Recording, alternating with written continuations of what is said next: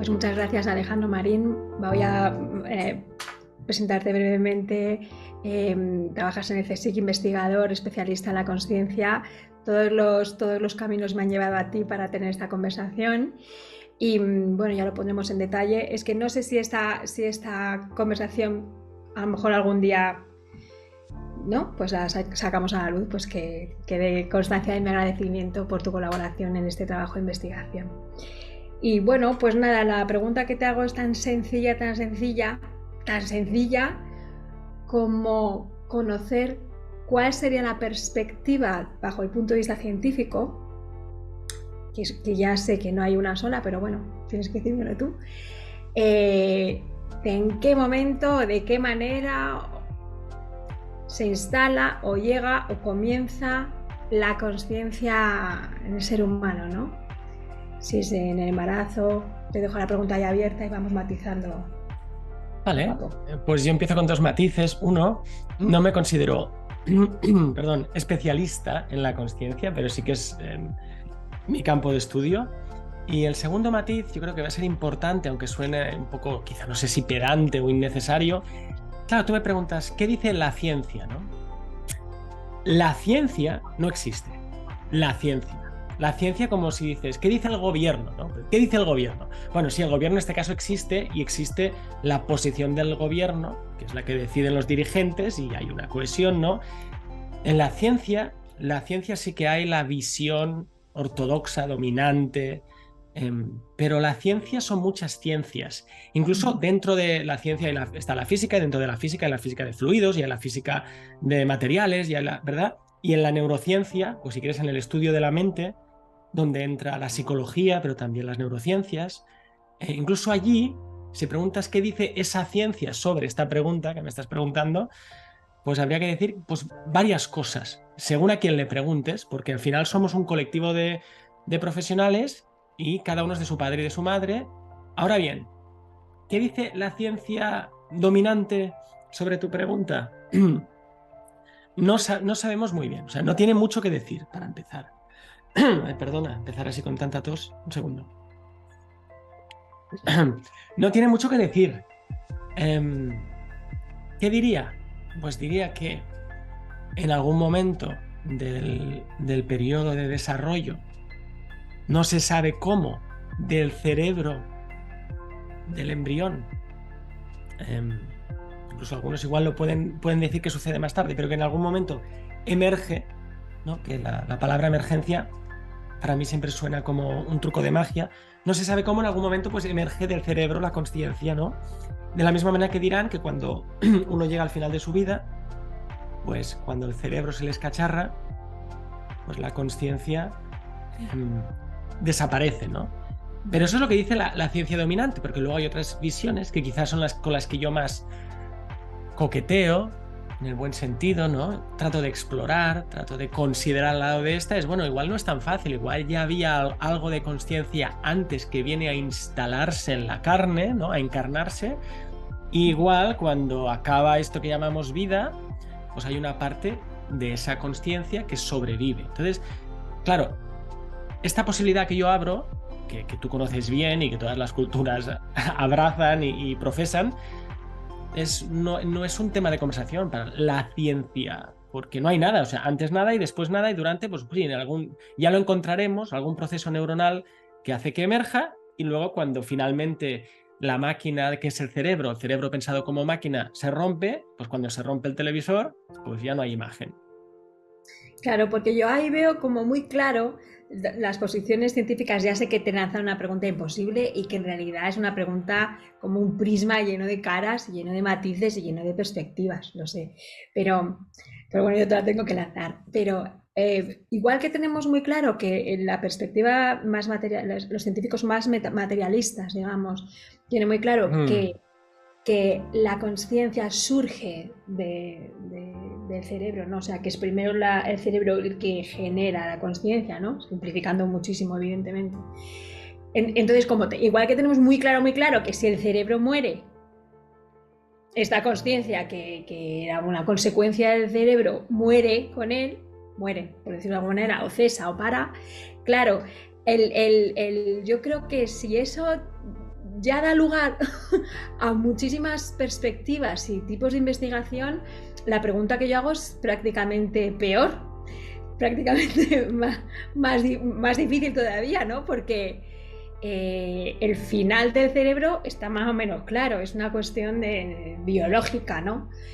Pero el comienzo, es ese segundo, ¿no? O sea, es decir, aquí la vinculación cerebro-consciencia ya es absolutamente mucho más difusa de lo que es el final del cerebro, ¿no? Entonces, yo no sé si a este respecto conoces a algún investigador que esté profundizando en esto, porque yo, por lo que he podido leer, he estado leyendo a Ben Alexander y esta síntesis que hace tan estupenda de las diferentes ramas científicas en torno a la conciencia, pues al final la conclusión, como has dicho tú, es que en realidad no se sabe, que en realidad hay muchas opiniones y tal, y que es un problema realmente complicado. Entonces, claro, si aún no tenemos claro qué es la conciencia, pues ir a preguntar en qué momento surge es todavía más complicado. No sé si tú tienes conocimiento de algún estudio, de algún científico, alguien que se esté aproximando a esto.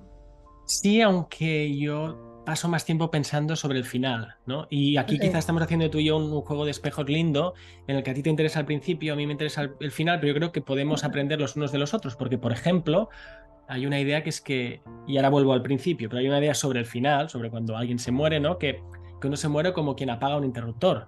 Vale, se murió, o estaba muy mal y se murió, pero hay todo un proceso. De la misma manera que hay un proceso de gestación, de construcción, de generación, de desarrollo, hay un proceso de involución, ¿no? de tránsito. Y ese tránsito no es, bueno, estaba vivo, estaba un poco mal, se murió. Pasan muchas cosas y esto también es parte del estudio, ya no de qué pasa después en el más allá, sino en el más acá. Hay muchas fases y pasan muchas cosas. Es decir, la muerte como proceso y, si quieres, el desarrollo o la creación de vida también como proceso. Luego, es curioso que cuando los neurocientíficos estudiamos o hablamos de la consciencia, siempre hablamos del cerebro y de cómo surgió en la evolución. Hay gente que se va a lo que es la evolución de los seres vivos, ¿no? Y hacen este ejercicio mental que es interesante, tiene sus limitaciones, ¿no? Es decir, bueno, ahora yo soy consciente y hace muchos años no había humanos, había otros animales, y antes de eso, si rebobinamos, igual solo había plantas, y antes de eso, si rebobinamos, igual no había vida en la Tierra, que también sigue siendo un misterio, el origen de la vida, por cierto, no solo el de la consciencia, el origen de la vida per se, no de la vida de un ser humano, ¿no? Y si rebobinamos más, pues no había ni mente ni vida. Entonces ellos, en aquel momento, que hasta ahí tienen razón, dicen luego, eso quiere decir que en algún momento emergió. Ahora bien, si emergió en algún momento, eso no es un hecho único, sino que se da el milagro, se da cada vez que se engendra un ser. Porque de una serie de células, pues de repente hay otra consciencia, podríamos llamar así. O sea que hay ahí un problema también muy profundo de que o sea, así como la energía ni se crea ni se destruye, se conserva, la conciencia no. Si nacen más bebés, ¿no? Parece que allí se van encarnando conscientes. Otra cosa es cómo sucede eso. Otra cosa que te puedo decir es que dentro del campo de la conciencia o de la cognición o de la otra C, del comportamiento, yo he ido transitando las 3 Cs. Primero he estudiado comportamiento muchos años, luego cognición y ahora me interesa hasta la tercera C, ¿no? Pero es muy útil siempre ir a ver el problema del desarrollo. ¿Qué significa? Que cuando tú estés viendo cómo un niño adquiere una habilidad cognitiva, pues la biología del desarrollo o la psicología del desarrollo te da muchas pistas de cómo se construye esa cognición, ¿no? Pues lo mismo para la consciencia. Es muy útil ir a ver todos los procesos que... O sea, es una cuestión histórica casi, ¿no? Tienes que saber de la historia de ese individuo. Un individuo no es solo aquí y ahora, sino cuál ha sido su camino, ¿no?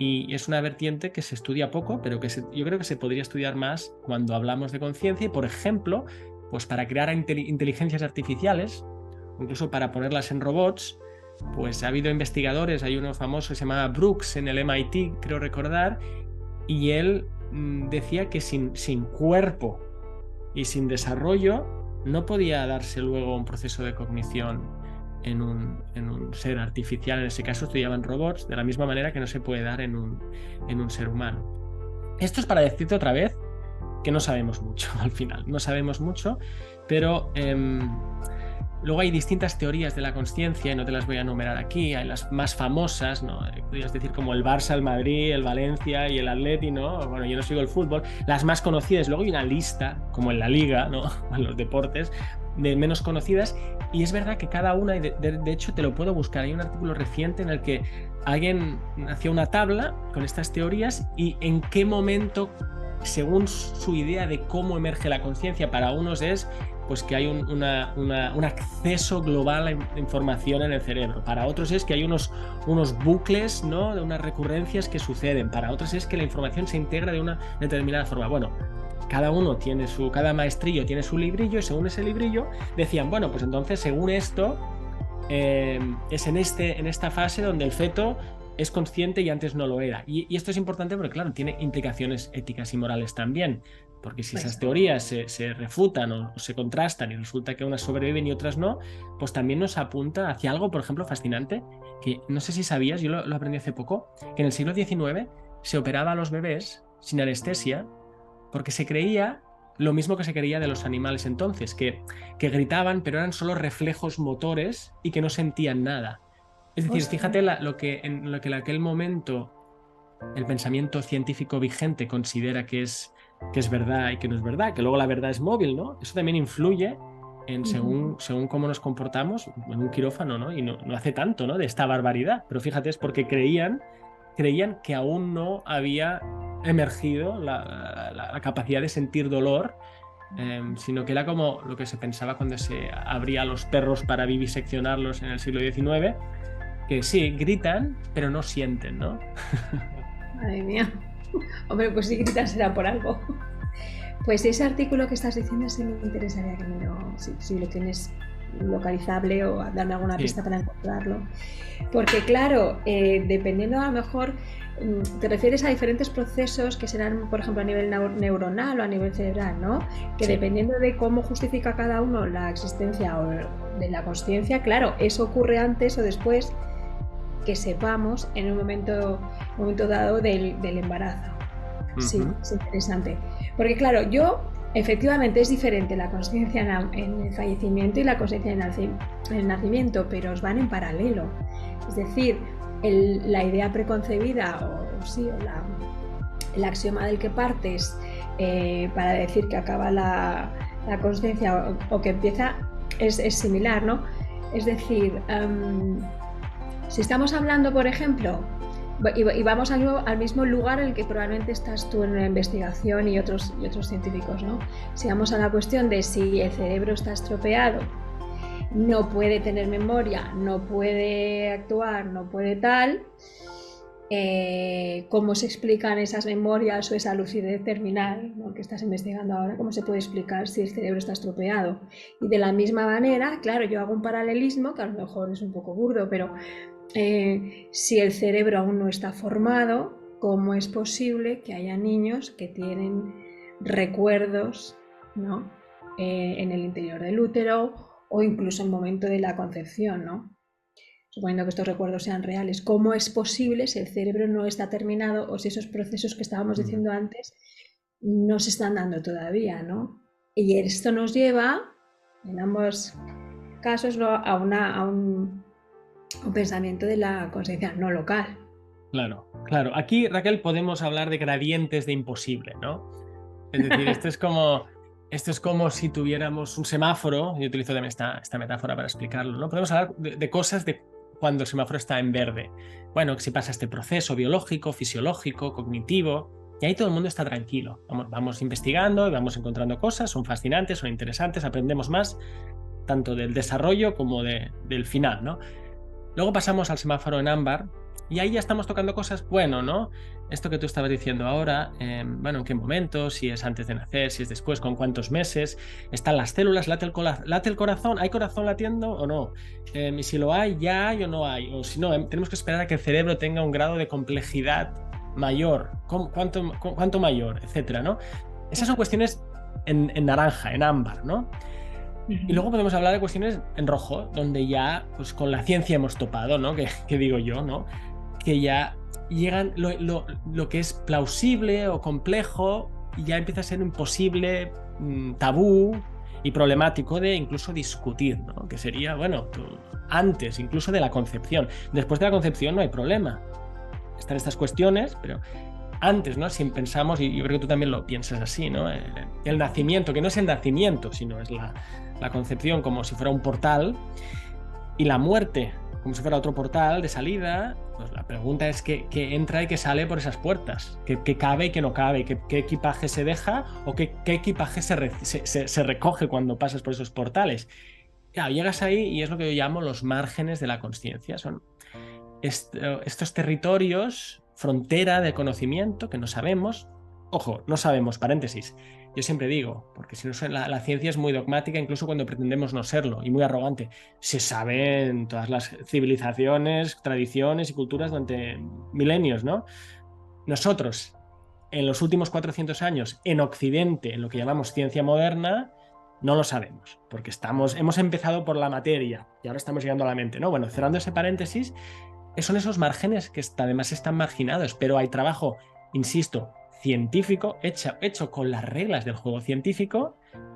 No sé si demuestra, pero muestra o indica, hay evidencias, por ejemplo, lo has mencionado tú, ¿no? De casos de reencarnación, ¿no? De casos de información, memorias, recuerdos, incluso hasta físicos, hasta, no sé si lo sabías, hasta marcas físicas, ¿no? Que coinciden con descripciones que luego se han verificado, ¿no? Bueno, pues esto te dice que hay algo que pasa a través de ese portal. Y lo mismo al revés es cuando hablas del final, ¿no? Y qué pasa cuando alguien tiene una parada cardíaca o tiene un encefalograma plano, está clínicamente muerto, igual no está biológicamente muerto, pero clínicamente sí, y luego tiene unas experiencias que puede contar. Y más allá, porque si nos vamos a los tibetanos, ¿no? Ellos tienen toda una descripción de lo que pasa después. Por tanto, esto depende en nuestra conversación de qué semáforos queramos hablar, del verde, el ámbar, o de eso que está en rojo, que en el fondo yo creo que es lo más interesante, porque es lo que también nos ayuda a hacer una ciencia que poco a poco vaya dando más de sí y se atreva a preguntarse, bueno, cuestiones que son muy importantes, ¿no? Porque al final nosotros todos hemos nacido y todos moriremos, ¿no? Entonces, bueno, ¿de dónde venimos y a dónde vamos? Es la pregunta que nunca respondemos, pero que nos tenemos que plantear tantas veces como sea posible.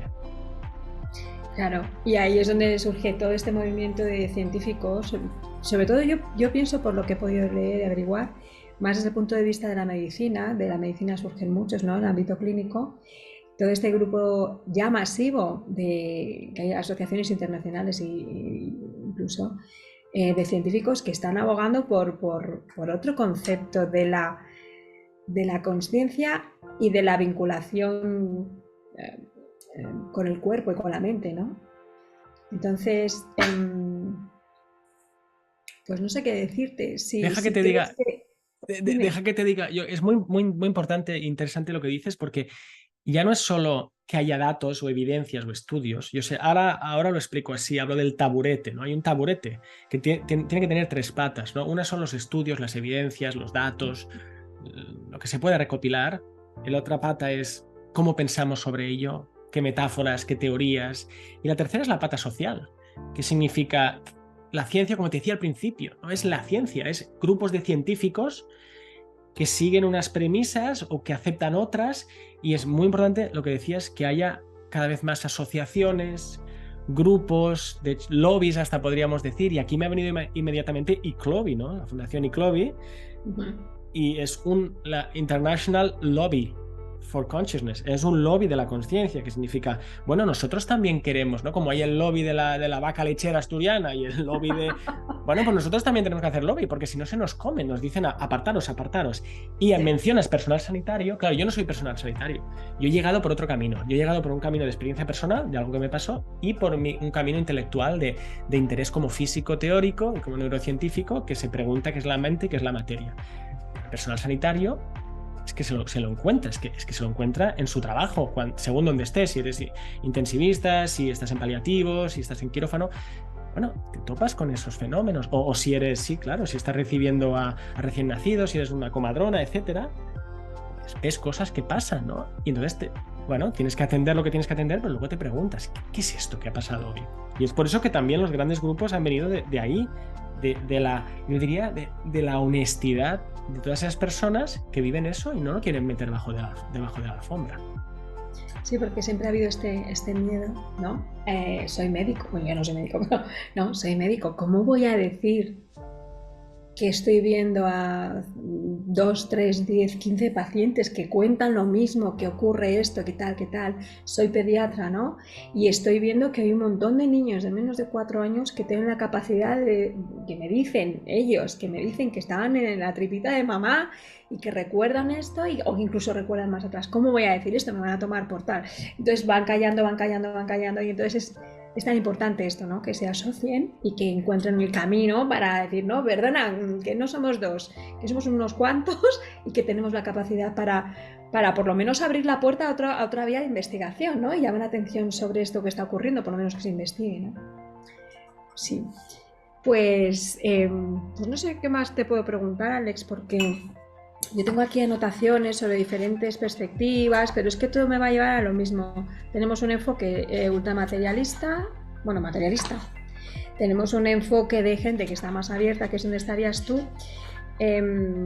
Pero incluso yo me he encontrado con que incluso en el campo de los científicos que tienen esta apertura y que, por ejemplo, están en la teoría del cerebro como filtro o de la consciencia no local,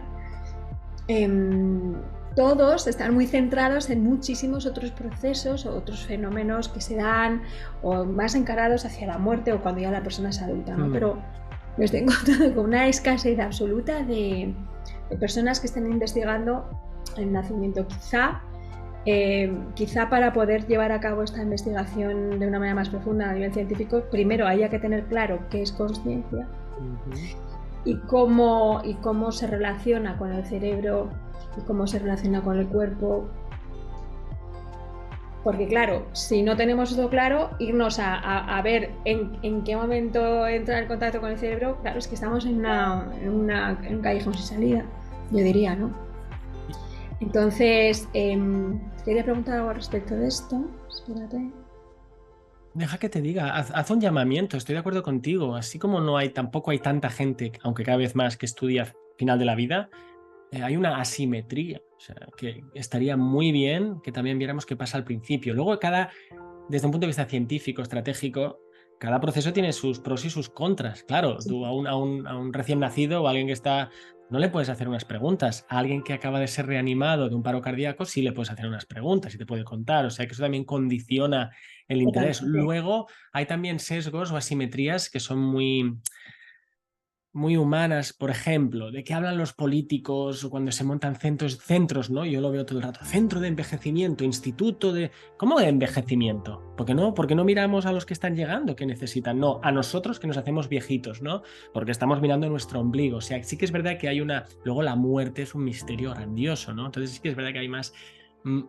Uno tiende más a mirar hacia allí y descuida lo que es la natalidad. Yo tuve una conversación muy interesante en una serie de conversaciones que mantengo mensualmente con una escritora, se llama Jennifer Banks, que ha escrito un libro que se llama Natality.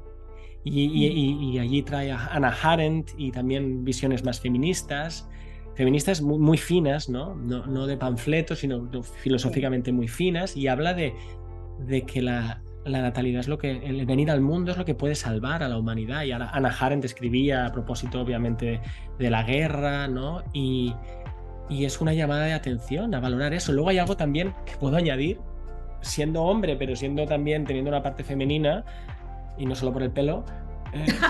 Sí, porque a veces sí, no se habla de lo masculino o lo femenino como si dependiera de... No me quiero meter en líos, ¿no? Pero de los genitales o del tamaño del pelo, ¿no? Sí. No, pero te quería decir, el nacimiento... Yo tengo 2 hijas, ¿no? El nacimiento es algo tan potentemente femenino. Es algo tan... y en este libro también se describe, ¿no? Algo tan íntimo, algo tan desgarrador, algo tan...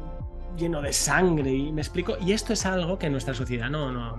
Nosotros preferimos lo pulcro, lo limpio, lo más exotérico, hacia afuera, ¿no?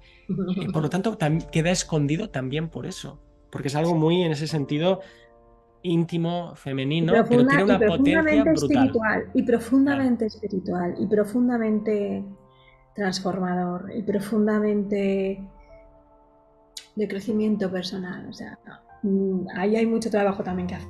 Y Yo sigo a grandes escritoras también, importante ese trabajo que hay que realizar ahí. Yo estoy ahí aportando mi granito de arena. pues te felicito, te felicito. Y ojalá gente contacte contigo y podamos seguir viendo cómo enlazar investigación. Por cierto, hay casos de esto que yo llamo los márgenes de la consciencia, que no tienen por qué ser, insisto, un accidente gravísimo donde tú te veas, no, puede ser un sueño lúcido, puede ser un déjà vu, puede ser muchas cosas. Y yo tengo algún conocido concreto, ¿no? Que atendió al parto de su mujer en casa y el hombre tuvo una experiencia Kundalini, ¿vale? No sé si sería eso técnicamente, pero tuvo esa sensación de la energía tántrica, ¿no? Y bueno, pues ahí se está dando algo, ahí se está dando algo. Llámalo fisiología, llámalo placebo, llámalo lo que sea, ¿no? Pero quiero decir que suceden cosas en los Un nacimientos. estado alterado de conciencia. Los estados alterados de conciencia durante el parto han sido estudiados por Yvonne Olza, por ejemplo. O sea, es que realmente para que la mujer pueda hacer frente a este trabajo de parto implica una apertura física y una apertura emocional y mental y hay un estado alterado de conciencia ampliado. Ampliado, sí, Claro, sí, una sí, transformación. Y diré más, otra reflexión, como el parto está, si nos ponemos un poco en plan activista, intelectual, bien. como el parto está tan medicalizado, que es terrible, y lo digo yo, y quien no esté de acuerdo, es terrible, porque nos han metido en la cabeza en todas las películas, ¿no? Que cuando la mujer se pone de parto hay que ir corriendo al hospital a que la abran, no sé a qué. Pero hace una generación y media, luego dirán, sí, pero muchos niños morían, sí, pero por otras condiciones de higiene. Está medicalizado el llegar al mundo y está medicalizado el irse de este mundo. Eso te lo iba a decir, es que es otra vez el paralelismo, es que es paralelismo tras paralelismo, Claro, es el miedo a los pues límites de claro, la vida. morimos, ya no morimos en casa, ya no nacemos en casa, pero es que encima lo hacemos dopados, que a veces hace falta, Y pero uno. dopados en los dos casos. Dos casos totalmente. La gente, Dos nosotros casos. tenemos proyectos donde estudiamos el proceso de morir. Claro, cuando se seda, cuando hay sedación, porque hay agitación, porque en el fondo estamos, perdón, lo digo, acojonados, ¿no? Entonces, bueno, tienes dolor, pero aparte tienes miedo, que no es lo mismo. Entonces, bueno, cálmame. Claro, ¿cómo muere uno así, no? O cómo nace uno cuando su mamá, pues no es el centro, ¿no? El bebé y la mamá no son el centro en ese momento, cuando el portal está ahí. El centro es la conveniencia del hospital, del horario. Hay ese estudio donde se muestra que los niños no nacen en los fines de semana. ¿Cómo van a nacer? No, claro, porque es la hora que toca. En fiestas importantes, ¿no? Se adelantan los... La prisa por hacer cesárea, porque son 3.000 euros más. No sé el número exacto, ¿no? Pero esto se tiene que decir. Que te programen, perdona si me estoy yendo por ramas que no son tan No, científicas, me da pero igual. qué es esto de programarte la cesárea para el jueves a las 4 porque el viernes es puente? ¿Pero de qué estamos hablando? ¿Cómo queremos? Así queremos que lleguen nuestros hijos, ¿no? Y suma y sigue, ¿no? Entonces, claro, eso también hace que no se está muy distorsionado esa maravilla que es nacer y morir. Está muy distorsionado lo poco que nos atrevemos a estudiar eso, muy distorsionado, porque ¿qué vas a poder hacer en un hospital deprisa y corriendo y con todo tipo de sustancias que además alteran la conciencia de aquellos que están pasando por eso? Y que son los protagonistas. Y otra vez paralelismo. El otro día, no sé si pudiste ver la entrevista que hizo Luján a una tanatopractora, no sé si la viste. ¿No? La voy a ¿No? ¿Vale? Espectacular. Las prisas por enterrar. Las prisas por enterrar. Por incinerar. Igual, todo el tiempo. O sea, podríamos hacer perfectamente un listado de los paralelismos y serían flipantes, ¿no? Las prisas porque hay una fiesta o porque ocurre tal o porque la gente se tiene que ir y que tiene que ir a trabajar, ¿no? Las prisas. Prisas y lo legal y lo alegal y lo ilegal. Es decir, a ti se te muere alguien en casa, tu abuelo, tu pareja, puede pasar, tu madre enferma, que la has tenido en cama 15 años allí, ¿no? Y creo que si llamas a la ambulancia para decir se ha muerto mi mamá, bueno, vienes y se te la llevan. Tú no puedes decir, no, es que me gustaría estar en presencia de su cuerpo difunto toda la tarde o hasta mañana. No, por ley. Y luego dices, no, y la que me gustaría enterrarla, lo vamos a consultar, pues lo pero podemos podría hacer. ser. Podemos Pero hacer el fact-checking, pero lo que está claro es que tú, me parece a mí, no puedes decir, no, yo la quiero velar, como se hacía antaño, 3 días. Y además que tiene sus razones, que no son solo un bagaje absurdo de que, claro, como no sabían si se podía despertar. No, otra vez, si nos vamos a Oriente, nos cuentan que los cuerpos tardan un ratito en irse, en eso que hablábamos de cómo se va uno, ¿no? Si te la llevas, ya no digamos si la metes al crematorio con la prisa, ¿no? Entonces, eso no se puede hacer, ¿no? ¿Cómo que no se puede hacer? Casi, o parir en casa, ¿no? Parece que es casi ilegal, que no lo es, ¿no? Pero o que eres primitivo, que ha salido totalmente o que eres primitivo, ¿no? ¿Cómo Si en casa? Si se hace bien, si se hace con personal sanitario que sabe lo que hace, entonces, bueno, es destruir un patrimonio inmaterial de la humanidad, no se sabe por qué, destruirlo. Sí, a mí me interesa también esta investigación por las implicaciones que pueda tener a nivel ético, ¿no? En el caso del nacimiento. Porque claro, por un lado tú tendrías, ¿cuándo se considera que es ser humano? Pues yo qué sé, desde el momento que hay una información genética, sí, pero ¿en qué momento? ¿En qué semana? No, del momento que empieza a latir el corazón, ya, bueno, pero es que a lo mejor el cerebro no está formado. Bueno, pues en el momento que empieza, es decir, ahí hay unas implicaciones éticas muy importantes y ahora mismo bueno, pues por lo que sea se ha tomado como referencia este enfoque de no sé cuántas semanas, la interrupción de embarazo, no sé cuántas son, pero para mí la implicación ahí es muy importante porque me pregunto cuántas de las personas que tomamos esta decisión, lo que sea, lo hacen realmente informadas, ¿no? Quiero decir, que yo respeto todas las opciones, pero me pasa con otras cuestiones en la vida. ¿Cuántas veces tomamos estas decisiones de manera informada? Simplemente conociendo cuáles son quizá los pensamientos, ¿vale? Es que a lo mejor aquí tenemos no la opinión científica, a lo mejor tenemos la opinión de una perspectiva de un enfoque científico, un único enfoque científico. ¿Y por qué estas semanas? ¿Y por qué no? Entonces, a veces parece que como lo dice la ciencia, pues está bien. ¿Qué puede ser? A la ciencia la necesitamos. Pero a lo mejor la necesitamos. Lo que pasa que es claro. todo evoluciona, ¿no? O sea, no se trata de que cada uno que se diseñe su menú, porque para algo hay reglas y las reglas que por cierto, las reglas son una cuestión política, pero tiene que informarse de la ciencia. Tampoco va a decir la ciencia al político y el político a la sociedad lo que hay que hacer. Y en la ciencia, otra cosa que la gente se cree que es como una verdad que se descubre y se queda ahí inmóvil. No, las verdades científicas cambian con el tiempo. Si algo hace algo científico es que queda abierta siempre la puerta a ser revisado, ¿no? Entonces, por lo tanto, la definición, que es una definición, que hay que darla, aunque sepamos que nunca va a ser la exacta, la definitiva. La definición de vida o la definición de muerte clínica o de vida, ¿no? Bueno, pues puede ir cambiando y el software se tiene que actualizar a medida que sepamos más cosas, ¿no? Y esto está pasando también en el estudio, hablando temas del final, ¿no? Bueno, pues qué pasa cuando, según lo que se sabe de experiencias cercanas a la muerte, órganos, trasplantes, el organismo, medidas que se pueden tomar. Bueno, ya no está tan claro y se vuelve como que la definición se difumina y se vuelve a escribir todo lo claro que se pueda y se mueve un poquito y así evolucionamos. Y en el nacimiento también. Cuando hagamos eso, me decía lo del consentimiento. Claro, es que muchas veces tomamos consentimientos desinformados, no consentimiento informado. Consentimientos desinformados y en el peor de los casos, coerción. Sí. Coerción informada, o sea, ahí también hay un gradiente, ¿no? Pues hay que tomar conciencia de lo que estamos haciendo.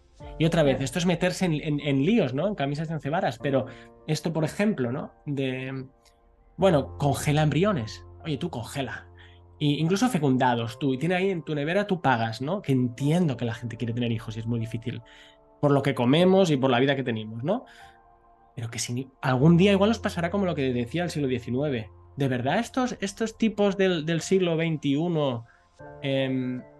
pues eso, tenían 7 embriones congelados fecundados, ahora descongeló uno, ahora no, o al revés, ¿no? En cuanto morían, pum, rápidamente se los llevaban, no velaban nada. todos morían, o casi todos los que estaban así, pues morían sedados. Igual decimos, pero qué barbaridad. Bueno, en eso estamos, tratando de tomar conciencia de esos procesos de conciencia. Claro, y tomar las decisiones de la manera las que sean, pero no dejando esa decisión en manos de otra persona que ya lo ha decidido por mí. Es que hasta tal semana puedo porque lo ha dicho. Insisto, la ley es la ley. Claro. La ley es la ley, la ley hay que cumplirla. Claro, la ley es la ley, por supuesto, y no pero se trata de claro. a nadie. Es muy sutil, ¿no? Porque no es, insisto, ostras, el dogma ni el todo vale. Siempre hay que buscar esa línea entre medio donde podemos tener una conversación entre adultos informados y hablar con la abuela, con el científico o la científica, ¿verdad? Con el político y con el que sabe de cómo se gestiona un hospital. Es que son muchas cosas. Yo, como trabajo con este personal, hay que conjugar muchas cosas. Está la presión económica, la presión administrativa, las prisas, la falta de recursos, la formación, cómo vienen ahora deformados o de desformados o desinformados. Todo eso hay que ponerlo junto y hacerlo lo mejor que se pueda. Es fácil de decir. Sí, es fácil de decir. Aquí sentados debatiendo sobre esto. Pues no, yo te diría que con esto nos hemos quedado exactamente igual que al principio. Sí. Fenomenal. Sí. Ignorancia de mejor calidad. Eso es lo que ofrece la ciencia. Ignorancia de mejor calidad. Seguimos sin saber, pero sabemos. La humildad de saber que no sabemos nada en realidad. Sí, nada y mucho a la vez. Y más que sabremos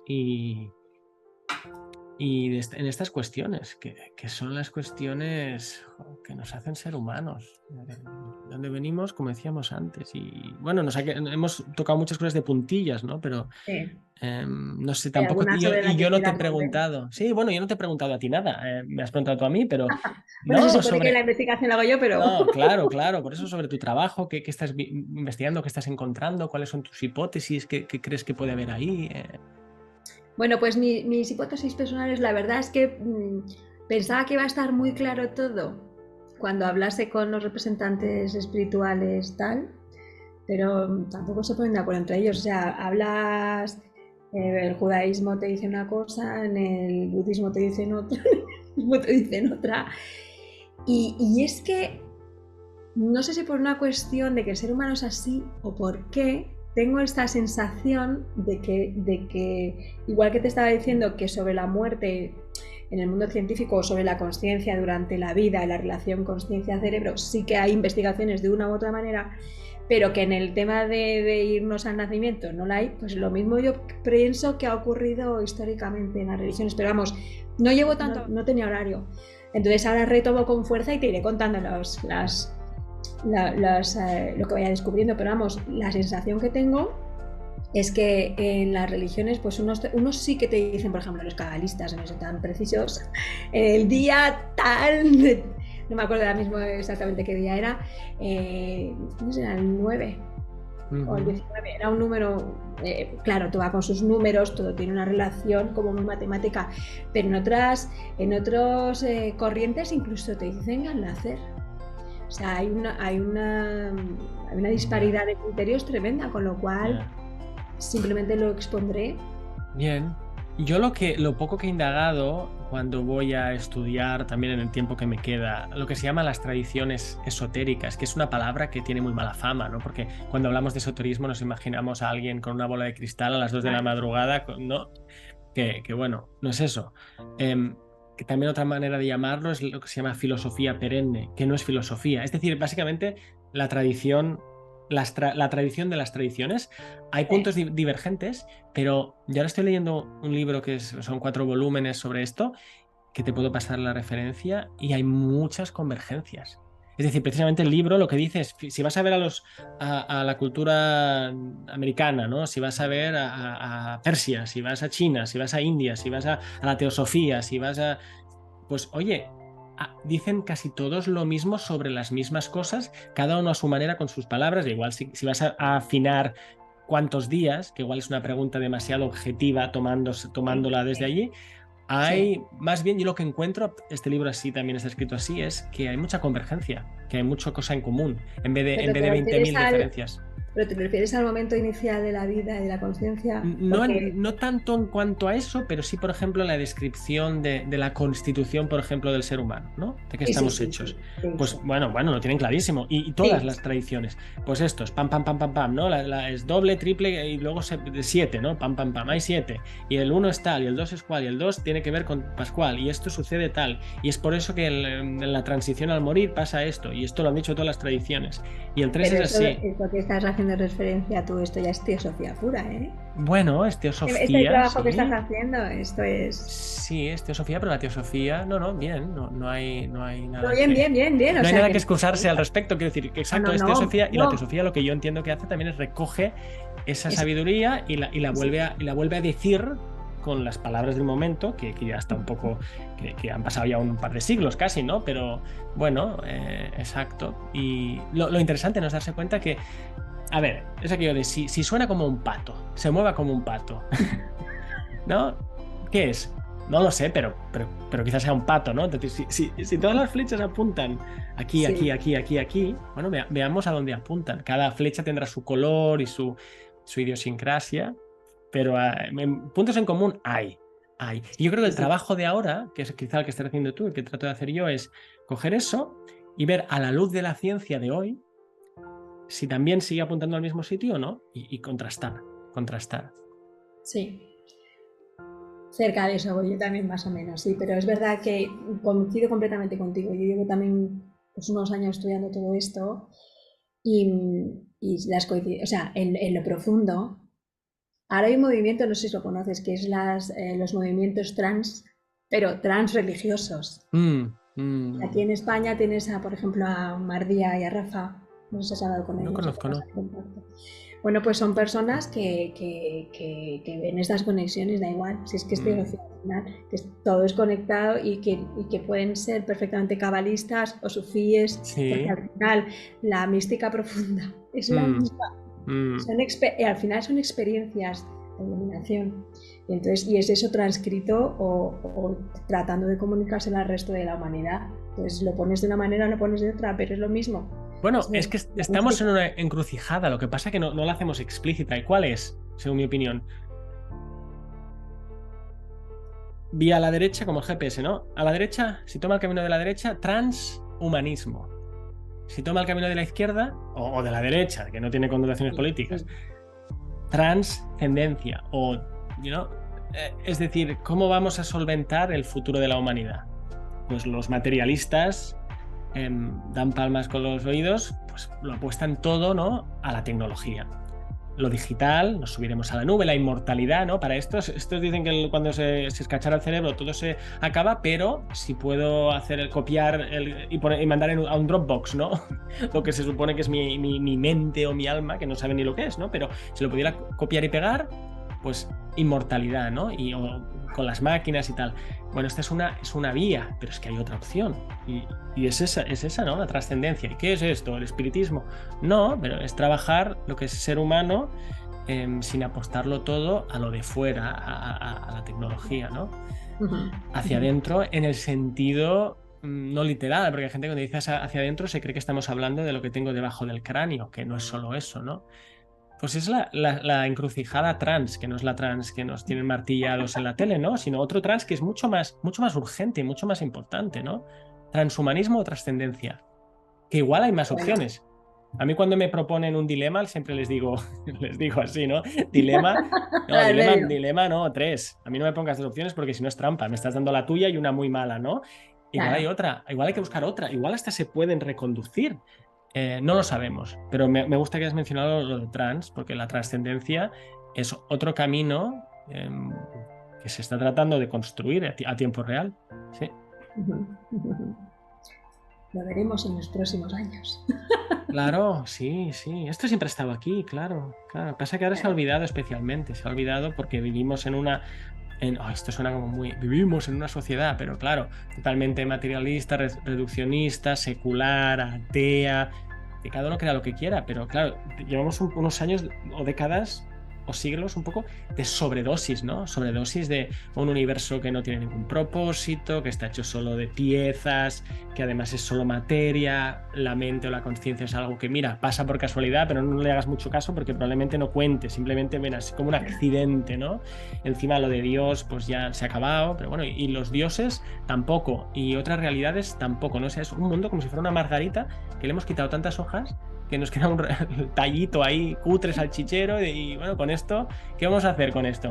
O le ponemos esto se me acaba de ocurrir ahora, ¿no? Los pétalos artificiales de Amazon, ¿no? Con el transhumanismo, o dejamos que vuelva a crecer la flor.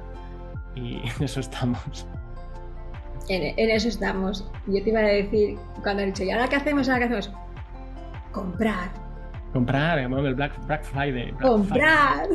Bueno, claro, comprar, que es de lo que se trata, ¿no? Sí, ojo con lo que compramos, pero ya no en el súper o en Amazon, sino en las creencias, claro. ¿No? Las creencias que hemos comprado, que nos han vendido, ¿no? Nos han vendido, sí. Lo barato sale caro. Lo barato sale caro. Sí. Bueno, pues Alex, qué gusto, qué maravilla esta conversación. Te iré contando mis pesquisas, mis cosillas. Ahora que ya, te digo, llevo de excedencia desde el lunes y ya puedo dedicarme más a ello. Iré contando y muchísimas gracias por esta conversación. Te voy a pasar algún contacto que he dicho en la conversación. ¿Vale? Y este libro que has dicho que eran 4 tomos era de este doctor que he visto hace poco que le habías entrevistado, que yo también le sigo en otro canal. Que ahora no recuerdo el nombre, pero que sí, sé quién dices, que son 4 tomos. Sí. Eddie Billy Moria se llama. Sí. Pues nada, muchísimas gracias, Alejandro, te iré contando y... Vale, un placer. Ya totalmente... Ánimo con tu trabajo. Gracias. Hasta pronto.